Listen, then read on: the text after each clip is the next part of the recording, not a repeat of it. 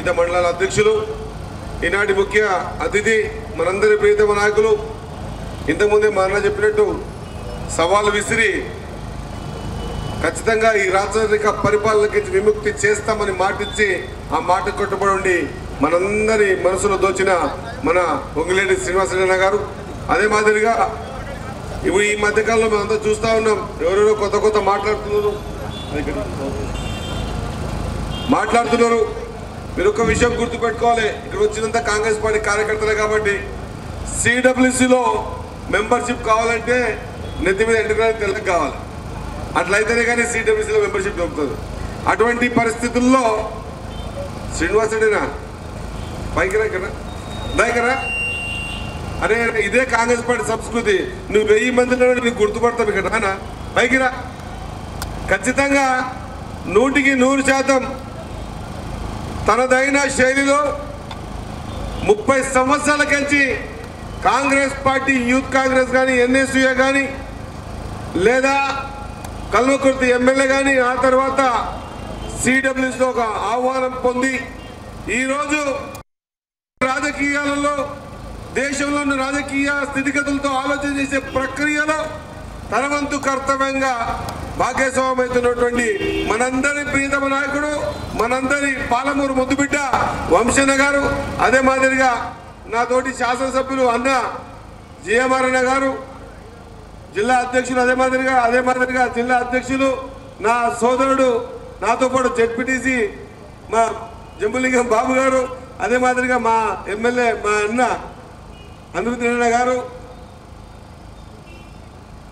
నాకంటే పొడుగున్నాడన్నా, అదే మాదిరిగా మేఘన్న గారు, మరి వేదిక మీద పెద్దలందరికీ, అందరూ మండల పార్టీ అధ్యక్షులకు, వివిధ సెల్స్ అధ్యక్షులకు, అదే మాదిరిగా ముఖ్యంగా మేమంతా కూడా మైకులు బట్టి స్టేజ్ మీద మాట్లాడేటువంటి స్థాయిని మాకు ఇచ్చినటువంటి ప్రాణ సమానమైన కాంగ్రెస్ పార్టీ కార్యకర్తలందరికీ కూడా నా హృదయపూర్వక నమస్కారాలు తెలియజేస్తా ఉన్నా.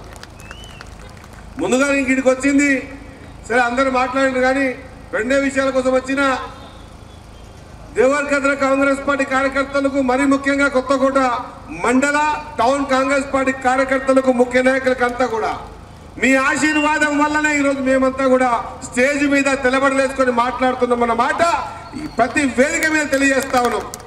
మీరందరూ కుటుంబ సభ్యులుగా భావించి మీ అందరి ఆలోచన విధానాన్ని గ్రామాల్లో గీతలు గీసుకొని రాజకీయాలు చేసి ఈ రాక్షస పాలన అంతమొందించాలి, ఖచ్చితంగా కాంగ్రెస్ పార్టీ రావాలి అని చెప్పి ఆలోచనతో ముందుకొచ్చిన మీ అందరికీ కూడా నమస్కారం తెలియజేస్తా ఉన్నా. ఒక విషయం లోతుగా పోకుండా వీడికి సమయాతీతమైంది కాబట్టి మీరందరూ ఏ ఆలోచనతో రాజకీయాలు చేసి ముందుకొచ్చినట్టే మీరందరూ కూడా ముఖ్యమంత్రి ఎవరు కావాలనుకున్నారు? గట్టిగా రేవంత్ అన్న ముఖ్యమంత్రి కావాలనుకుని ఎవరు కొట్టేసిండ్రు? ఏ రాష్ట్రంలో కాలు పెడితే ఆ రాష్ట్రంలో కాంగ్రెస్ పార్టీ అధికారానికి వచ్చినటువంటి సత్తా కలిగిన వ్యక్తి, కర్ణాటకలో కాలు పెట్టి కర్ణాటకలో కాంగ్రెస్ పార్టీ వచ్చే విధంగా ప్రణాళిక ఏర్పాటు చేసిన వ్యక్తి. అదే మాదిరిగా మన ఉమ్మడి పాలమూరు జిల్లాలో మొదటిగా కాలు పెట్టి రాహుల్ గాంధీ గారు పాదం మోపితే నేను కాంగ్రెస్ పార్టీ ఎమ్మెల్యే అయినా లేదా? నా తర్వాత నాన్పేట కాన్స్టిట్యూన్సీలో కాలు పెడితే ఆడెవరు గెలిచినాయి? ఆడ కాంగ్రెస్ పార్టీ ఎమ్మెల్యే గెలిచినా లేదా? మరి ముచ్చటగా 3వసారి కాలు పెడితే జిఎంఆర్ కూడా కాంగ్రెస్ పార్టీ ఎమ్మెల్యే అయింది కదా. మరి మా తర్వాత దేవరకద్ర తర్వాత పాలమూరు కాలు పెడితే పాలమూరులో కాంగ్రెస్ ఎమ్మెల్యే గెలిచే, జడ్చర్ల కాలు పెడితే మా అనిరుద్ధ కాంగ్రెస్ పార్టీ ఎమ్మెల్యే గెలిచే, షాద్నగర్ కాలు పెడితే షాద్నగర్ వీరపల్లి ఎమ్మెల్యే గెలిచే లేదా? మరి మేము 7 మంది ఎమ్మెల్యేలము రాహుల్ గాంధీ గారి పాదయాత్రలో మేమంతా మమేకమై ఈ పాలమూరు జిల్లా అంతా కూడా ఒక పండుగ వాతావరణంలో ఆ వారం 10 రోజులు ఎక్కడ చూసినా రాహుల్ గాంధీ గారి పాదయాత్ర, మేమందరం కూడా కష్టపడి రాహుల్ గాంధీ గారి పాదయాత్ర విజయవంతం చేసినటువంటి శుభ సందర్భాన ఆయన మోపినటువంటి ఈ పాదాన్ని మనమందరం కూడా ఈ ఎమ్మెల్యేలుగా మలుచుకొని ఎమ్మెల్యే గెలిచేటువంటి పరిస్థితి వచ్చింది. కాబట్టి మేము అంతా కోరుతా ఉన్నా, మరి ఏ వ్యక్తి అయితే ఒక నెహ్రూ గారి మునిమనమడు ప్రధానమంత్రి, ఆ ఇందిరమ్మ మనమడు ఆమె ప్రధానమంత్రి, రాజీవ్ గాంధీ గారి కొడుకు ఆయన ప్రధానమంత్రి, ముగ్గురు ప్రధానమంత్రి ముద్దుల మనవడు కొడుకు రాహుల్ గాంధీ గారు. మరి ఈ దేశంలో విభిన్నమైనటువంటి మతాలతో విభిన్నమైనటువంటి సెక్యులర్గా ఉన్నటువంటి ఈ దేశాన్ని కులాల పేరు మీద మతాల పేరు మీద విభజించి ఈ దేశాన్ని కళ్ళగొట్టాలని ఆలోచన చేస్తున్న సందర్భంలో దేశం బాగుండాలి, దేశం సుభిక్షంగా ఉండాలి అనే ఆలోచనతో భారత్ జోడో యాత్ర పేరు మీద కన్యాకుమారి నుంచి కాశ్మీర్ వరకు 4080 కిలోమీటర్లు నడిచి ఇప్పుడు రెండో విధంగా 6000 కిలోమీటర్లు నడుస్తున్నటువంటి రాహుల్ గాంధీ గారికి మనమేమైనా చేయగలుగుతామంటే అది చేసే విధానం ఒకటి. రాహుల్ గాంధీ గారిని ప్రధానమంత్రి చూడాలంటే మనమందరం కూడా మనందరి ప్రియతమ నాయకుడు వంశన్నని ఓటేసి గెలిపించి రాహుల్ గాంధీ గారికి గిఫ్ట్ ఇవ్వాల్సిన అవసరం ఎంతైనా ఉందని తెలియజేస్తా ఉన్నా. సోదరులారా, ఒక విజన్ ఉన్న నాయకుడు, దేశం ఎట్లా అభివృద్ధి చెందాలి, ప్రపంచ సరసన ఎట్లా నిలబడాలి, ఈ రాష్ట్రాన్ని ఏ విధంగా అయితే రేవంత్ ముఖ్యమంత్రి కావాలనే ఆలోచనతో మీరంతా కలిసి పార్టీని తీసుకొచ్చి నడిపించుర్రో రేపు రాబోయే రోజుల్లో కూడా మీ అందరినీ కూడా కోరుతా ఉన్నా 100% మనము రాహుల్ గాంధీని ప్రధానమంత్రి చేయాలంటే మన పాలమూరు జిల్లాలో కాలు పెట్టి మా అందరికి గెలిపించినటువంటి రాహుల్ గాంధీని 100% ప్రధానమంత్రి చూడాలనుకున్నప్పుడు వంశన్నను కూడా ఆదరించాల్సిన అవసరం ఉంది. కష్టకాలంలో మన కోసం నిలబడిండు.